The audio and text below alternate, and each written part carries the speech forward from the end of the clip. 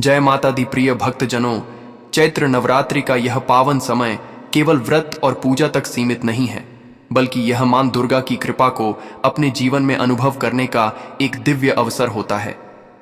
9 दिनों तक श्रद्धा, संयम और भक्ति के साथ व्रत रखने के बाद सबसे महत्वपूर्ण क्षण आता है, व्रत का पारण। बहुत से लोगों के मन में यही सवाल रहता है कि व्रत कब खोलें, अष्टमी को, नवमी को या फिर दशमी को। और इस बार तो एक खास बात और भी है जो इस नवरात्रि को और अलग बनाती है। दरअसल इस बार की चैत्र नवरात्रि पूरी 9 दिनों की नहीं बल्कि 8 दिनों की मानी जा रही है, क्योंकि अष्टमी और नवमी तिथि एक ही दिन पड़ रही हैं।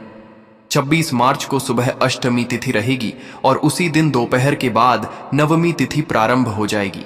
यही कारण है कि कई स्थानों पर अष्टमी और नवमी का पूजन एक ही दिन किया जा रहा है, जिससे लोगों के मन में थोड़ा भ्रम भी पैदा हो रहा है कि आखिर व्रत का पारण कब करना सही रहेगा। सबसे पहले यह समझ लें कि व्रत का पारण केवल अन्न ग्रहण करना नहीं है, बल्कि यह एक धार्मिक प्रक्रिया है जिसमें हम मां दुर्गा से आशीर्वाद लेकर अपने व्रत को पूर्ण करते हैं। शास्त्रों के अनुसार यदि किसी ने पूरे व्रत पूरे नियम से रखे हैं तो आदर्श रूप से व्रत का पारण दशमी तिथि में करना सबसे उत्तम माना जाता है, क्योंकि नवरात्रि में हम नव दुर्गा की पूजा करते हैं और उनका पूजन पूर्ण होने के बाद ही व्रत समाप्त करना श्रेष्ठ होता है। लेकिन सभी लोग 9 दिन का व्रत नहीं रख पाते, इसलिए यदि आपने अष्टमी या नवमी तक व्रत रखा है तो आप कन्या पूजन के बाद उसी दिन शाम को भी व्रत खोल सकते हैं।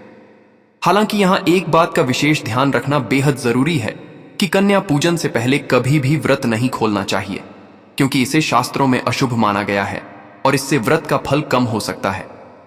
नवरात्रि में कन्या पूजन का बहुत बड़ा महत्व होता है, क्योंकि कन्याओं को मां दुर्गा का ही स्वरूप माना गया है।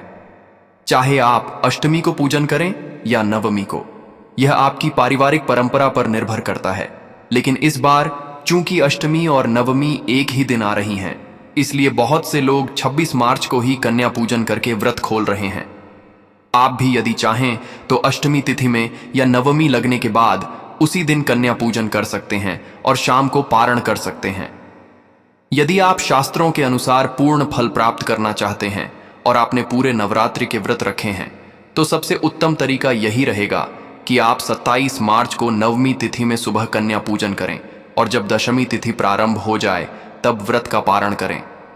यही विधि सबसे अधिक फलदायी मानी जाती है। अब बात करें पारण की सही विधि की, तो उस दिन सुबह स्नान करके स्वच्छ वस्त्र पहने और मां दुर्गा की विधि विधान से पूजा करें। अष्टमी के दिन मां महागौरी का ध्यान करें और नवमी के दिन मां सिद्धिदात्री का स्मरण करें। इसके बाद 5, 7, 9 या 11 कन्याओं के साथ एक बटुक का पूजन करें। उन्हें प्रेम पूर्वक हलवा, पूरी और काले चने का भोग लगाकर भोजन कराएं और फिर दक्षिणा व उपहार देकर उनका आशीर्वाद प्राप्त करें। यदि इतनी कन्याएं उपलब्ध न हों तो कम से कम एक कन्या और एक बटुक का पूजन अवश्य करें। कन्या पूजन के बाद माता रानी के सामने बैठकर सच्चे मन से प्रार्थना करें कि हे मां, मैंने अपनी श्रद्धा के अनुसार व्रत और पूजा की है। यदि मुझसे कोई भूल हुई हो तो मुझे क्षमा करें और मेरी भक्ति को स्वीकार करें। इसके बाद जो भी भोग आपने माता रानी को अर्पित किया है, जैसे हलवा, खीर, फल या पंचामृत, सबसे पहले उसी को प्रसाद के रूप में ग्रहण करके व्रत खोलना चाहिए। फिर थोड़ा जल पीकर सात्विक भोजन करना चाहिए। ध्यान रखें कि पारण के समय तामसिक भोजन, प्याज, लहसुन या बहुत भारी भोजन से बचना चाहिए। साथ ही यह भी बहुत शुभ माना जाता है कि आप अपने भोजन का एक हिस्सा गौ माता, कुत्तों और पक्षियों के लिए निकालें। इससे पुण्य कई गुना बढ़ जाता है और माता रानी की विशेष कृपा प्राप्त होती है। अंत में सबसे जरूरी बात यह है कि व्रत का फल केवल नियमों से नहीं, बल्कि आपकी श्रद्धा और सच्चे मन से की गई भक्ति से मिलता है। यदि आपने पूरे मन से मां दुर्गा की आराधना की है तो मां अवश्य प्रसन्न होंगी और आपके जीवन में सुख, शांति और समृद्धि का आशीर्वाद देंगी।